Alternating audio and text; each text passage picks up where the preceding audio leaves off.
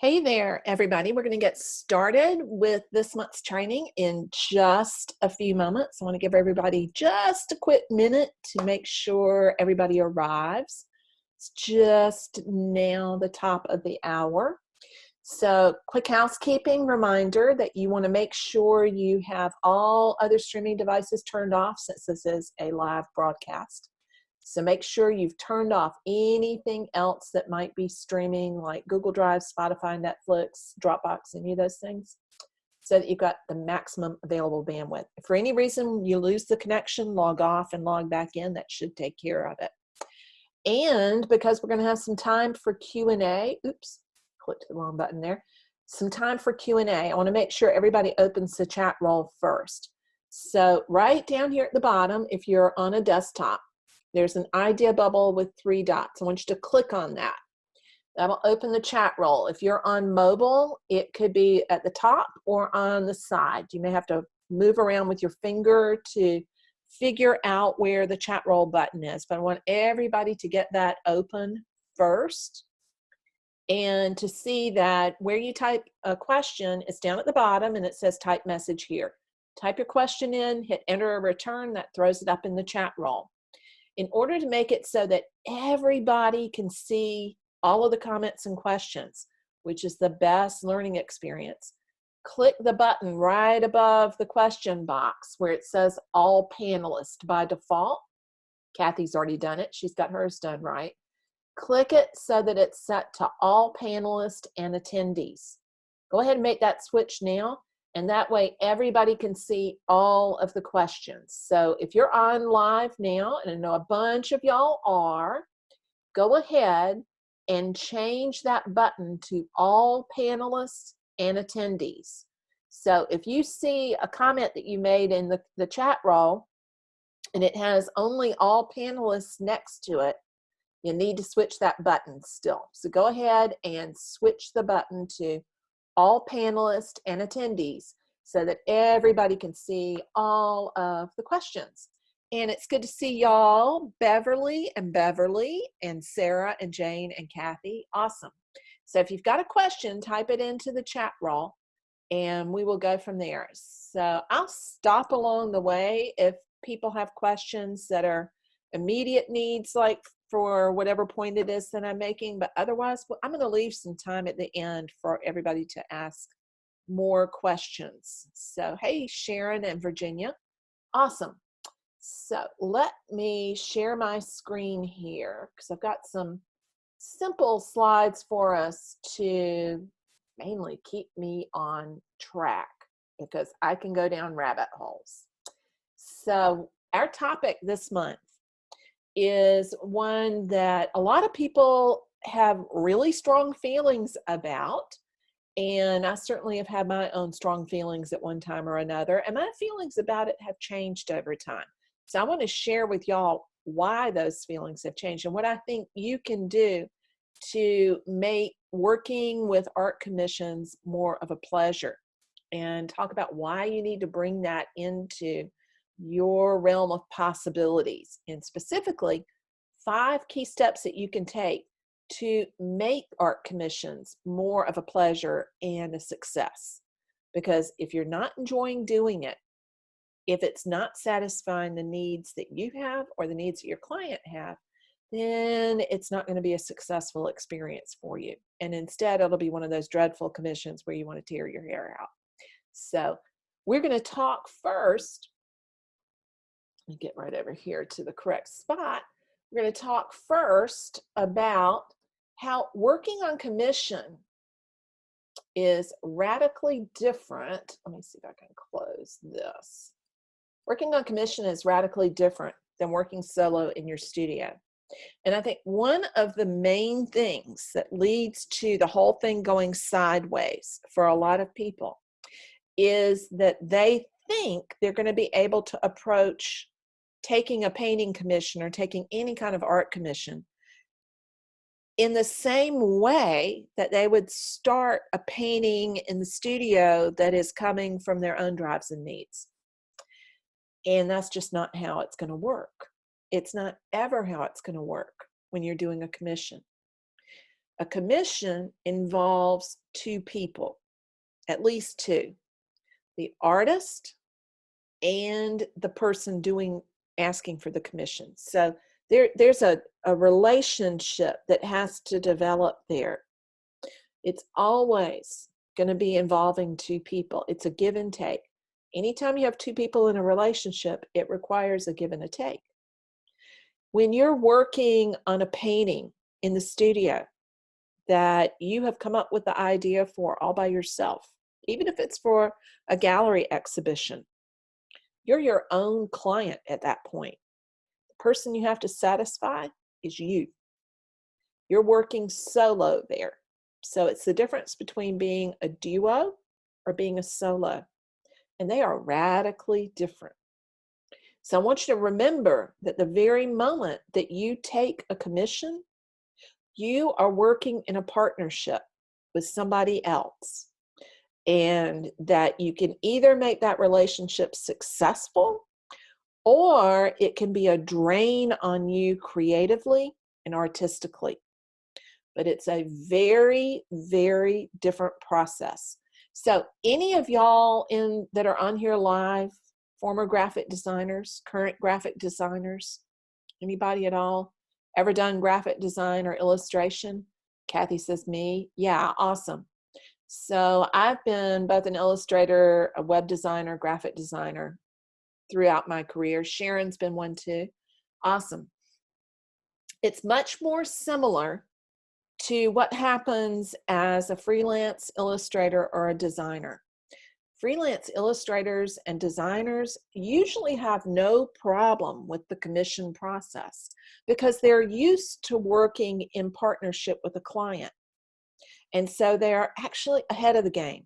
You've already got client skills. You've got some things to fall back on, some chops for dealing with a client relationship.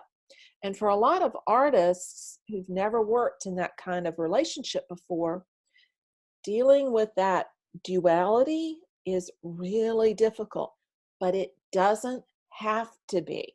It can be one of the most rewarding things out there. There are just some things you need to do that will make it more pleasant for everyone. Get over here. So, I keep clicking the wrong thing today. So I want you to think about some reasons why you should consider doing commissions. And it's not just the money. Money is a strong reason, but it's not the only reason. So first and foremost, commissions can provide a stable additional income stream.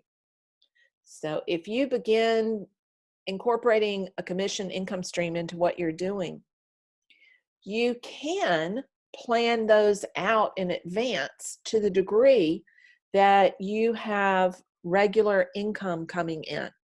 And that is always something that is a key concern for people who are painting full-time in the studio.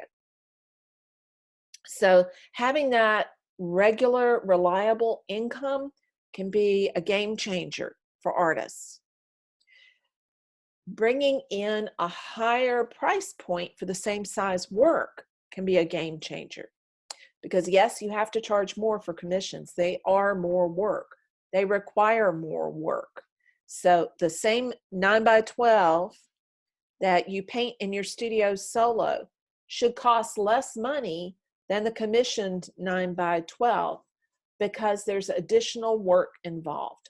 There is all of the client contact work, the meetings that have to occur, and the give and take of the client relationship. So commissions can mean a higher price for your work. We're going to talk a little bit more about how much more in just a minute. Thirdly, commissions can give you wide visibility, especially if they're corporate or public ones. So a lot of companies, a lot of public entities commission artwork, and not just so-called public art. Public art tends to be work that's more for a public space, where the viewership is a larger, more public one, where people have public access to it. So an example of a public art piece that would be in painting would be a large scale mural. So corporations, though, frequently will commission artwork, and they'll commission it for portraits of top CEOs, for example. But they also will commission work for specific locations and uses. An example of that, hospitals have come to realize that having paintings in the hospitals speeds up the healing time for patients. And it's not just any kind of painting. It is paintings that have a more harmonious color scheme, landscape paintings, seascape paintings. Anything that has to do with nature actually speeds up the healing process. So many hospitals have come to realize that and include a corporate hospital collection, and will actually go out there and commission artwork. This may be 10 years ago. The South Carolina School of Medicine, the med school in Charleston, commissioned, probably $300,000 worth of artwork for a new wing of the building. They were adding on, and they did basically a percent for art program. And so they did a call to artists around the state around certain subject matters. So that's an example of a corporate commission. Sometimes cities and municipalities and counties and states, even countries, will do the same thing. So a corporate collector gives you a broader visibility than a private collector. Having a painting hanging in the lobby or in the waiting area of a major medical facility means that lots of people are going to see it and see your name. And most of those include something about the artist, so that not only are you getting paid for it, but you're also getting exposure. Truly a win-win for artists. So that visibility is important. You still get visibility even when it's a private commission. It's just you're going to get more if it's a corporate commission. Another plus for doing commissions, another positive outcome, is a lot of times you'll get some intriguing challenges that come your way that can spur your creativity in a direction you might not have gone otherwise. There's a caveat to that I want to talk about, but getting a challenge like that can pull you out of a rut that you may not even have realized you've gotten into. So getting an intriguing challenge can be a huge, big positive boon. The caveat is that you don't want to go chasing any and all commissions, like ones that are outside of your lane. You don't want to do something that's so far out of your wheelhouse that it takes you in a direction that is not where your work needs to go. So, for example, if you are primarily a landscape painter and you don't paint abstractly, you don't paint big, large, abstract, non-objective paintings, taking a commission to paint a big, large, abstract, non-objective painting, probably not the challenge I'm talking about. That's going too far out of your lane. That is not going to help improve your basic body of work. It's going to take you off track. Not a good thing. Lastly, it's not the only reason, but the last one I want to talk about today is that it gives artists a chance to work closely with the buyer. That can be both good and bad. But when it works, it can build a golden tight relationship. And when it works, it can lead to more commissions and a devoted collector. When you work with somebody else, it gets you out of the box. It forces you to think about why you do things the way you do them. It forces you to explain what you're doing to somebody else. It forces you to get a whole lot more in touch with what's important to you and to be able to articulate that. And it begins to build that tight relationship. If you follow through in a professional way, then that person becomes a reference and a possible connector for other commissions. So that relationship can be really, really wonderful. And we're going to talk about ways that you can set it up so it is wonderful and not one of those horrendous stories that most of us who've done commissions can tell, or that people talk about in articles on commissions. I flipped through a few as I was pulling this together just to see if there was anything that I was leaving out, and found a number of blog posts about why you should never do commissions. Don't go reading those because they're wrong. There are a lot of reasons to do commissions. You just have to structure it so it's going to work for you. There are as many ways to do commissions as there are artists doing commissions. So think about structuring it in a way that's going to make it successful for you. One of the main things that I see artists doing that makes it so it doesn't work is that they take on any commission that comes along just to make money. And I've talked about that in the free group, probably in here too, that painting in a style because you think it's going to be marketable is not the way to go. Because what makes art attractive to your ideal collectors is when there's an emotional heart connection. And if that connection's not there, it's going to make the work suffer. So don't just take any commission because somebody walks up and asks you to do it. It needs to be in alignment. Alignment is critically important in making art. So the subject matter needs to be in alignment. The style needs to be in alignment. The main goal of the painting or the sculpture needs to be in alignment with your values and with the kind of work you do. Stepping way far afield is not a good idea. Second big issue I see artists, big mistake artists making is not researching their client. Not really having any sort of structure or guidelines about who they're going to work with. You cannot necessarily trust that any Joe Blow who walks up off the street is going to follow through and pay you for the work that they are commissioning. You need to know your client. The very first commissioned piece I did was one of those disaster stories. I was fresh out of college and I was so green. I was 21 years old, trusting, and just wanted to make money from my paintings.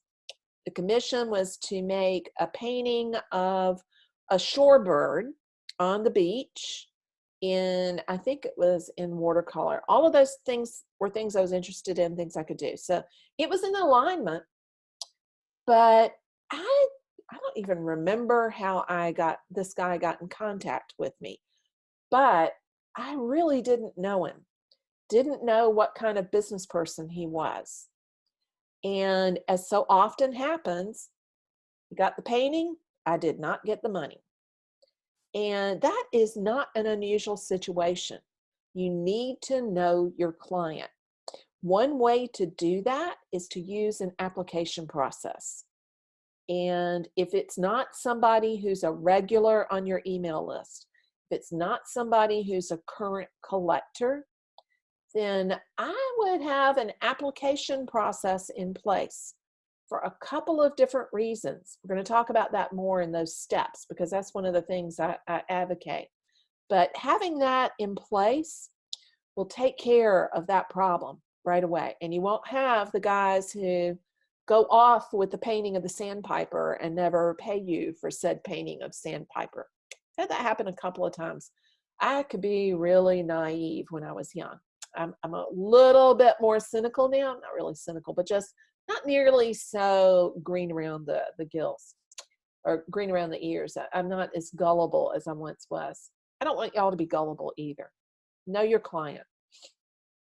Third mistake, and this is a huge one, is people underestimate how much time and effort is going to be required, not just in the painting, but in the process of working with the client. And they end up not making any money. This happens in design all the time. So you need to really know and estimate accurately how much time it takes you to do an average size painting. And then add on about a third again for the commission process. We're going to talk about estimations of time and effort so that you can estimate the money again in just a few minutes. But don't underestimate how much time it's going to take. The minimum you should add on is 10%, but I really think 30% is more often accurate. Fourth mistake, not having a process, just kind of winging it and hoping for the best. Not having a process for the whole client commission process. You've got to have a process. The process protects you and it protects the client. And the process eliminates the guy going off with the painting of the sandpiper without paying.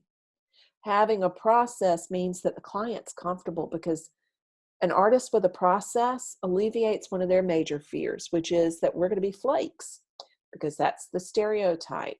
If you walk in with a process, you automatically dispel that concern that a client has. And you take control of the whole situation. One problem that's adjacent to that, that's not on the list, is I see a lot of people when they take commissions doing it in a way that kind of is begging. It's from this, oh, please, would you please give me some more? I would love to paint that painting for you. It won't cost you very much. Please give me the commission. Don't do that. You're an artist. Your work is fantastic. It deserves the care, consideration, and just the acknowledgement that having a process would give it. So don't underestimate your own work either. And not having a process means that you're not giving your work its own due. Lastly, and this is a big one, communication. Not communicating clearly with the client will lead to disaster. Also, not hearing from the client will lead to a disaster. You're the leader in this situation. So if you are the artist, they are your client. If you don't hear from them for a while, call them. There's such a thing called the phone. We are not allergic to it. Pick it up. Use it. Keep that communication going. When there is adequate communication, the client feels comfortable and considers you a professional. When there's adequate communication, the buyer doesn't disappear with painting. Too much communication can look like you're begging, and it can also get them into the studio with you, painting along with you, and that's not a good position to be in.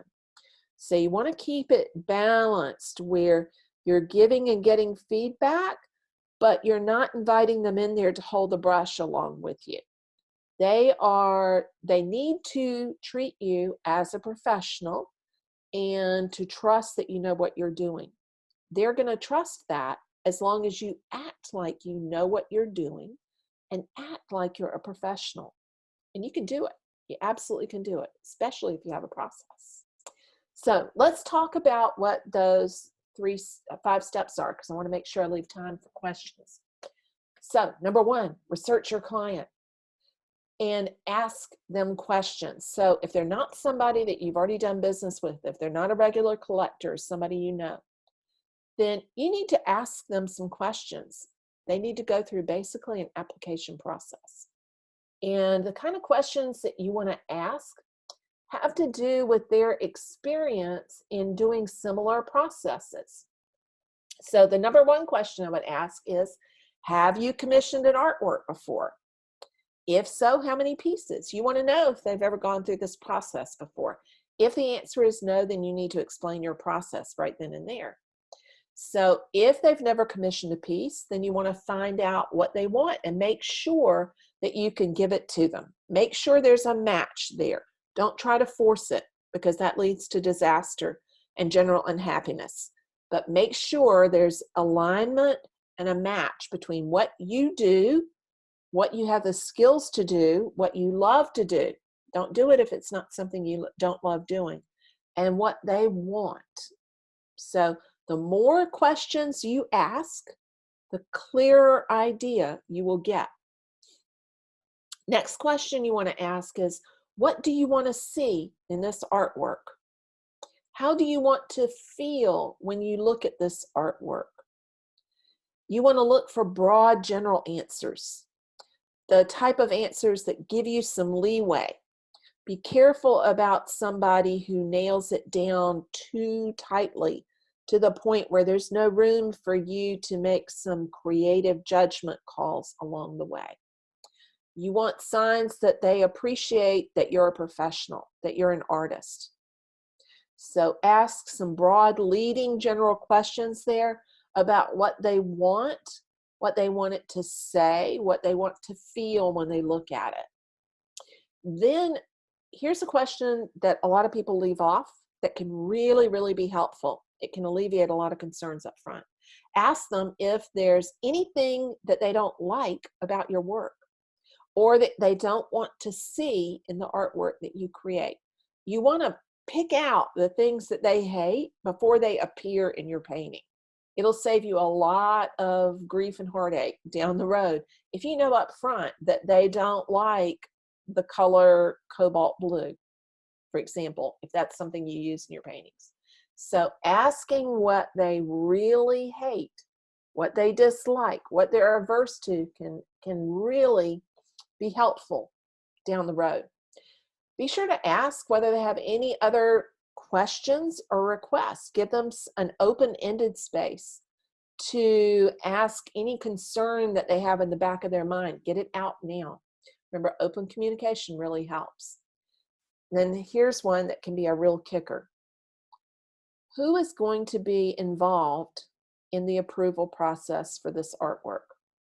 In other words, are they the sole decision maker, or is there going to be another person involved in that decision? If they're going to be two people, you need to talk to them both.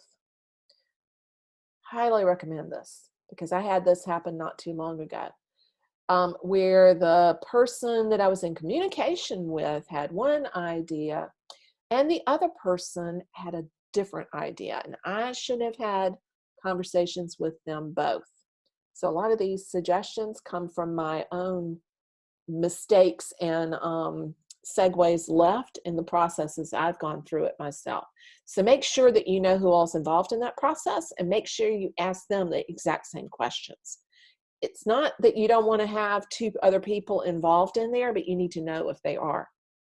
So if, for example, you're working on a corporate piece, corporate commission, chances are really good that the person you're talking to is not the only one involved, that there's a committee involved.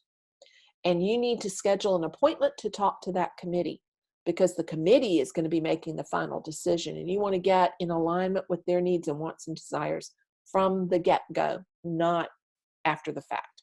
So make sure that you are sussing out that information before you get too much further down the road. So step number one is you need to research the client or clients. Also find out if they pay, if you can, and there are ways to do that. But especially if they're a corporation, you can look and see whether they've gotten a reputation for not paying. If it's a private client and you've asked whether they've done other commissions, you can talk to people that they've worked with in the past and to see if there are any red flags there. Number two, charge more for commissions. Commissions take extra time. They take extra work. The same size paintings are going to take extra time because you have to have those client meetings, and we always underestimate how long that's going to take. You have to go through approval and adjustment periods. So if you have to go back in and make changes that you wouldn't have made if you were just working solo in the studio, it takes extra time. That's why most people charge an additional 10 to 30% when they're doing commissions. You charge more, you get more for commissions, but they are more work. You can make it less work by being very clear and having those client conversations at the very beginning and doing the other things that we've got here on this list, but know that it's going to take more work right up front. You can make it still be a pleasure, but you need to be compensated for that as well. So take the normal price of the painting And if you're just starting out with commissions, you can go with just 10% more because you're scared to charge that much more. But you also need to be able to explain to the client, well, this is why this commission is going to cost more, because you and I are going to have 2 or 3 meetings. We're going to have some email conversations. We're going to spend some time together, and that adds on to the price of the painting. So make sure you have that markup included. Don't skimp on that. You'll resent the person if you do that. So if you skimp on that and you charge exactly the same price, here's what's going to happen. You're going to get really annoyed when you have that first approval meeting of the sketch, if you're doing a sketch study first, and they want changes, and you have to go do 2 or 3 more sketches, which takes extra time. And then you have the second approval meeting where they're looking at it maybe halfway or almost finished, and they want some changes, and you have to go make those changes, and it takes extra time. Don't put yourself in the position of getting irritated with your client. Charge for it up front, and then that back and forth, that becomes a dialogue, and sometimes you can end up with a better painting if you're not feeling resentful. So make sure you're compensating yourself enough.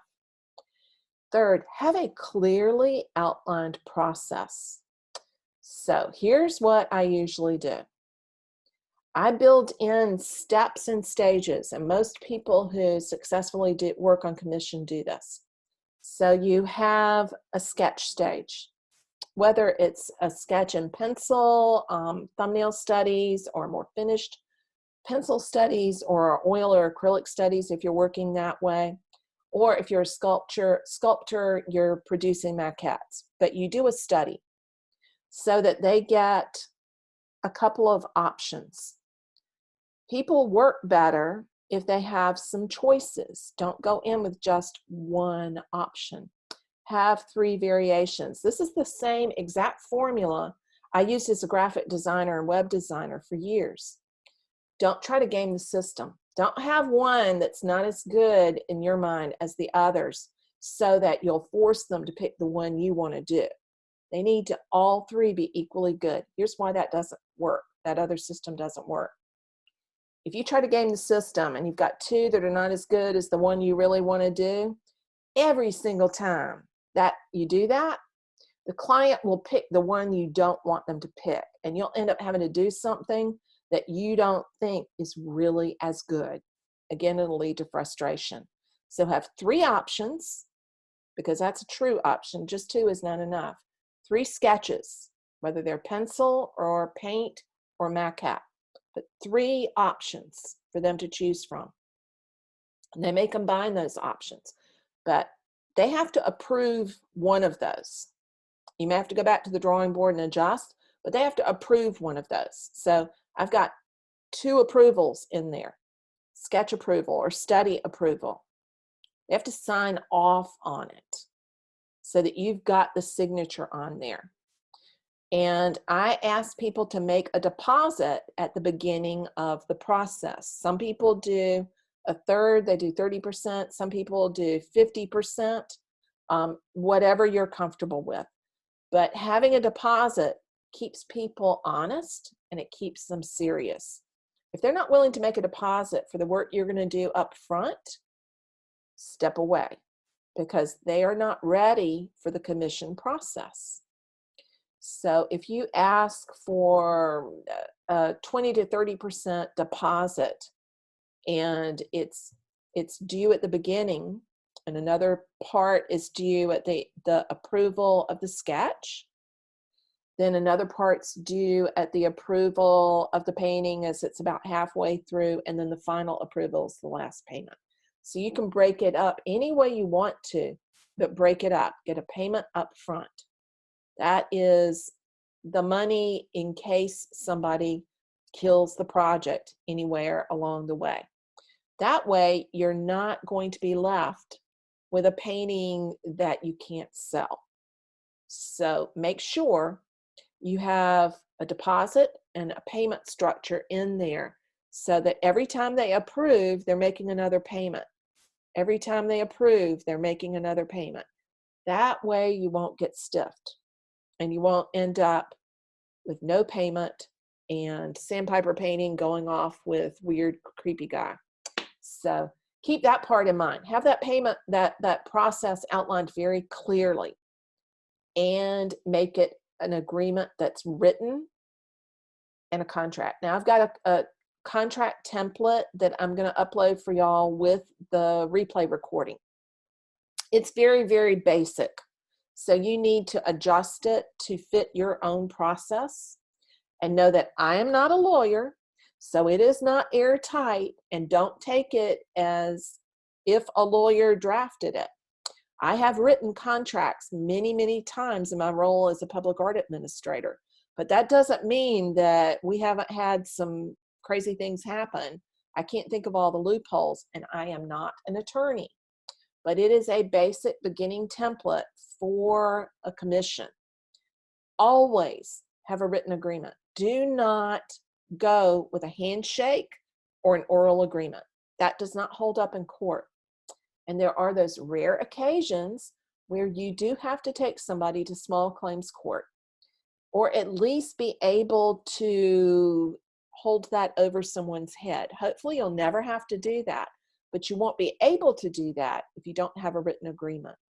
The written agreement also keeps those confrontations and those discussions and disagreements from even happening, because people have something they can look at. Oh yeah, right, I'm supposed to approve it at this stage. Oh yeah, right, I'm supposed to make a payment at this stage. Write it all out, always. Then communicate often with your client, not every day. Don't tell them, I just painted the blue stripe, I just painted the red stripe. In other words, keep them posted on how far along you are according to the schedule that you've both agreed on. Talk to them when it comes time for that approval process, so they know what's going on, what they're approving. Let them know what the next stage is. Remind them of what they've agreed to. Keep the lines of communication open and flowing, and it won't be an unpleasant experience. Lastly, again, have that signed agreement or contract. I cannot emphasize that enough. Have a process and have an agreement. If you don't have a leg to stand on. It will save you so many times over when you have that written agreement. If you don't have it, people forget what you've talked about. People forget what the handshake agreement was, what the oral agreement was. So you want to make sure it's written out. You want to make sure it's signed. And once you have that signed agreement, then both parties have a clear process to stick to. And it just takes away all of the potential argy-bargy from people not having that written document. So those 5 things, again, that you need to make sure you do. You need to research your client. And if you don't know them, and you don't have any way to snoop a lot on them on the internet, then you need to ask them some questions. You need to have an interview with them. You need to assess how ready they really are for the commission process. Then secondly, you need to remember to charge adequately for commissions, because they take more time. So you need to up your fee by at least 10, if not 30%. I'm telling you right now, most times it needs to be 30% more than your regular price. Have a clearly defined, clearly outlined process that's easy for them to understand, that you have different stages of the commission process, and at each major stage they get to say, yes, let's go forward, or no, we're killing it. And that they understand that at that stage, if they're killing it, they don't get back what they've paid so far, because they've approved those previous stages. So really important to have that clearly outlined process. Saves so much heartache. Communicate clearly with your client. Keep the communication lines open. And lastly, have a signed agreement or contract. You don't have to call it a contract. You can call it a commission agreement, but it needs to have a signature on there. And it needs to have your process outlined. It needs to have clear costs outlined in there. So follow along those 5 guidelines, and you can turn commissions into a really reliable income stream in your studio practice. If you leave some of those off, it can be an unfortunate experience. And almost every time I've either had an unfortunate experience with a commission or I've read about one, it's because they missed one of these key components. So you can do also what I call kind of almost commissions, and this is what I used to do. So if all of this negotiation back and forth feels like a root canal and you just don't want to do it, think about taking a commission this way. And I know a lot of artists who do this. Talk to them, find out what they're looking for, really narrow that down, and say, well, I will do 3 paintings around this general subject, and you can choose one of them, and I get to sell the other 2. And if you don't like that one, I'm going to sell that one. That way you're not feeling the pressure of producing just one painting. It's how I got back into doing commissions after being burned. I kind of sort of backed into it without looking, going like this is not really a commission. I'm not really doing a commission. And it made me feel a little bit more comfortable. And then I got over myself and I realized I didn't have to do it that way, that it could be the same pleasant experience that I had working as a designer with clients that I loved. It can be the same way with commissioned paintings and commissioned sculptures as well. So I am hoping that y'all are going to think about how to get started with those.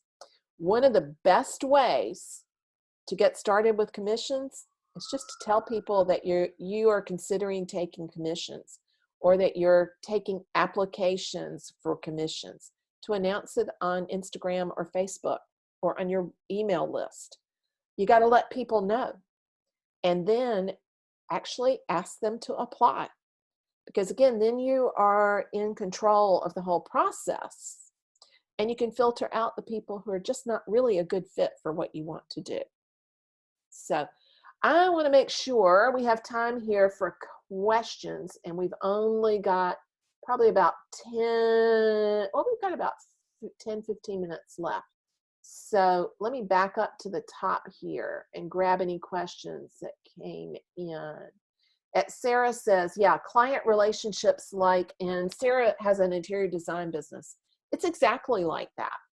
And since you are already familiar with the client relationship in interior design, I think doing painting commissions could be a natural fit, unless you've got tired of that client artist / designer relationship. That can get old at times, but if you've already got the chops for handling it, I would think about adding it in, Sarah. I think it's a natural fit for what you're talking about doing. One of the things that I think is important about commissions is creating an experience. When people commission an artwork, they're not just doing it because they like your paintings. They are also doing it because it makes them feel special. That if they're commissioning a piece, that they are on the inside, they're one of the in kids. And if you can create an experience for them that makes them feel even more special, then you'll have people knocking on your door for commissions. It's not just about the painting. It's for how you make those clients feel while they're going through the commission process. So make them feel special from the very first moment to the very last moment, and you'll go long and far with that. So yeah, client relationships are hugely important. Virginia says another benefit is when successful, it's a wonderful feeling for you and the client. It sure is. When you are able to bring to life this idea that your client has, that is an especially rewarding thing. One commission I had, at least 10 years, it was actually 12 years ago now, was for one of my main collectors for a painting for their daughter when she got married. And this place that they wanted me to paint was one that was very special to their daughter. It was a view of a scene from her in-laws' house. Well, it was also a place that I had a strong connection with too, so it made it even easier for me to do the painting. But I knew how much that meant to her when she got it, and how happy it made her parents to be able to give her something like that, that was that unique and special. So when it works, when you set it up for success, it is an extraordinarily rewarding experience, because you get that tight bond with your client that you don't necessarily get when somebody buys it off the internet or when they buy it in the gallery. So you really do build a relationship that goes beyond just the painting, because you're both kind of co-creating something. The client becomes part of that creative process if it's done right. So I think that's a huge benefit. Absolutely a huge benefit. Virginia says, what if a commission comes in from a gallery? How do the commissions work then? Those can be a little difficult. The one that I was talking about, where there were two decision makers and I thought there was just one, is one that has come through the gallery. And that was really my own fault for not following my own best advice, which is to talk directly to the client. So if it comes through the gallery, then I would ask the dealer to set up a meeting with the client. The dealer needs to get their normal commission because they found the work for you, but then they need to do the work too. So setting up, they're not liable, most of them are not going to be that comfortable with you going off to meet with the client by yourself, because too many artists have done end runs around galleries. But if you ask the gallery to even set up a phone conference so that you can all talk, that will go a long way to preventing some miscommunications. And just making sure that you've got all of the people who are involved in the decision-making process at the table and sitting down to talk is tremendously important. When you're dealing with the gallery on that, they're going to take their cut, and normally it's still 50%. So they're having to do a little bit more work too. So in that sense, it's still fair for them to get their main cut there. If the gallery is involved, if they are processing the payment, if they're collecting the payment, they need to sign off on the agreement. And it can get a little hairy the more people you've got involved in coming up with an agreement on it.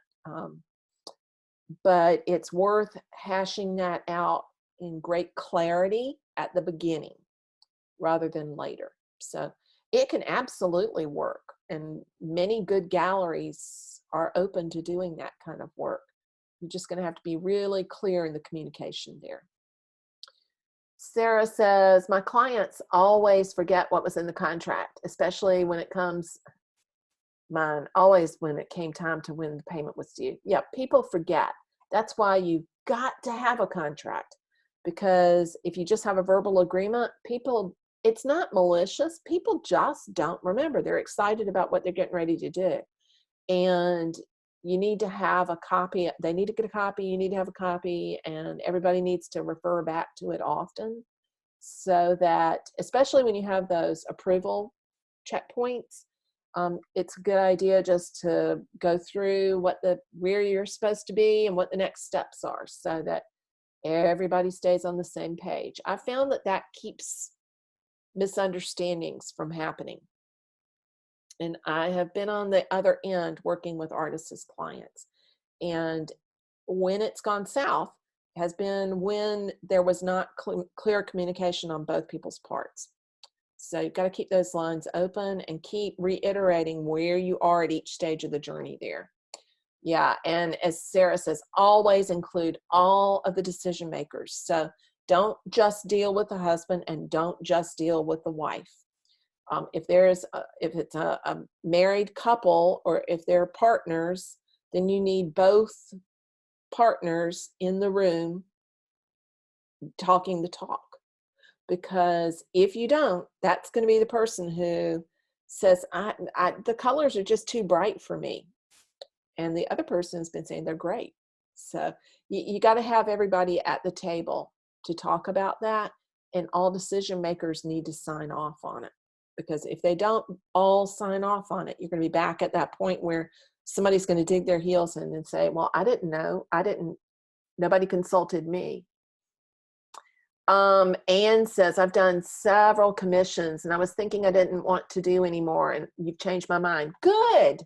It can be a fantastic process as long as you follow these steps. Don't skip any of them. Make it as clear cut and as clean as you can. And I'm a big fan of having people apply for commissions because it changes that whole power dynamic.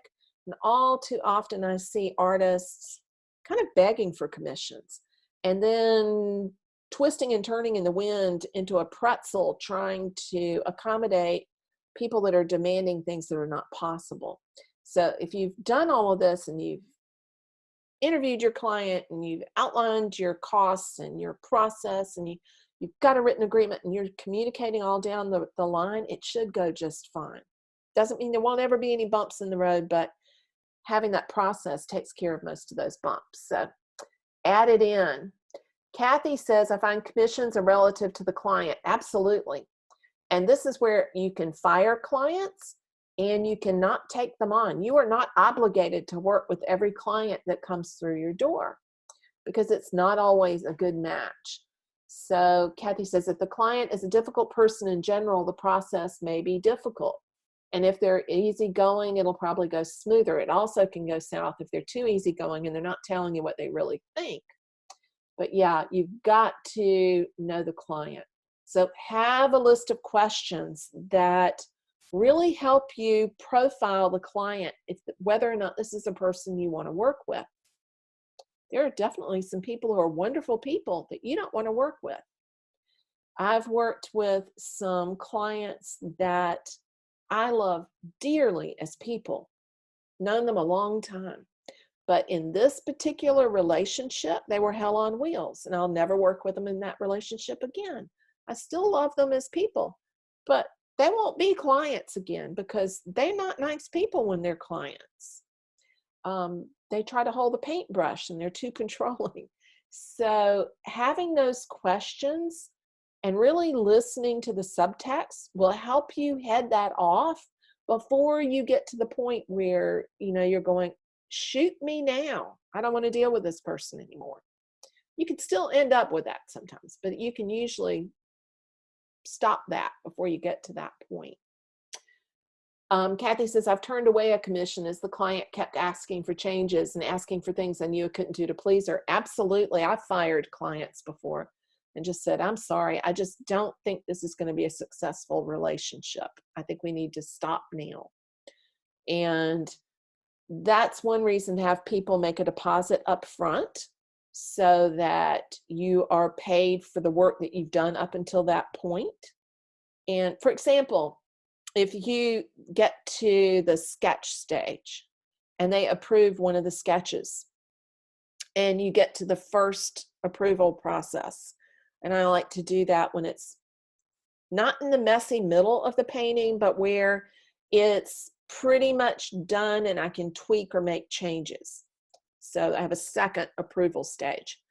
If I get to that point and they hate that painting, I do not return the payment they made, which is the second payment, at the sketch stage.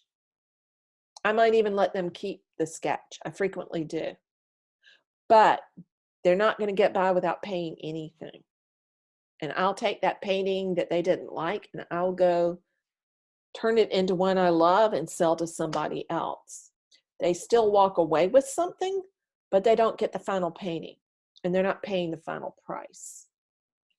Anne says, do you still increase the price 30% when it's through a gallery? Yes. Yep. Because it's still involving more time. So make sure when you're doing that, that you talk, your dealer knows what your process is, that when it's a commission, you charge more. And it could be anywhere along between 10 and 30%. Some people charge 15, some 20, 25, 30. Doesn't matter. Charge what you, it does matter because you need to know how much extra time it's going to take. But also it adds to that aura that it's exclusive and that they're getting something special. So I would really hesitate to charge just 10% because you're not being exclusive then. You're not giving them that special experience. But yes, absolutely, when it's with a gallery, you still charge extra because if you don't, you're going to be expending a lot of time, so is your dealer, and you're not being paid for it. They're going to be perfectly in alignment with that because that means they're going to be paid for their time as they sit there in that meeting with you because they need to be part of every meeting that you have with that client. That makes the whole process a lot more honest, and it keeps everybody on the same picture, on the same playing field. So awesome. Those were great questions, y'all. We are just about out of time. So I am going to be uploading the replay for this into the membership site. And I think I'm also going to give y'all the slides as a PDF. Let me turn the slides off right now. I'll give you the slides as a PDF so that you can have those to make notes on if you want to and listen to the replay.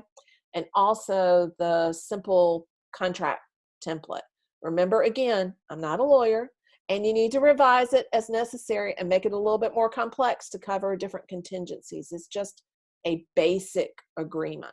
But you can tweak it and make it your own. But you got to have that written thing.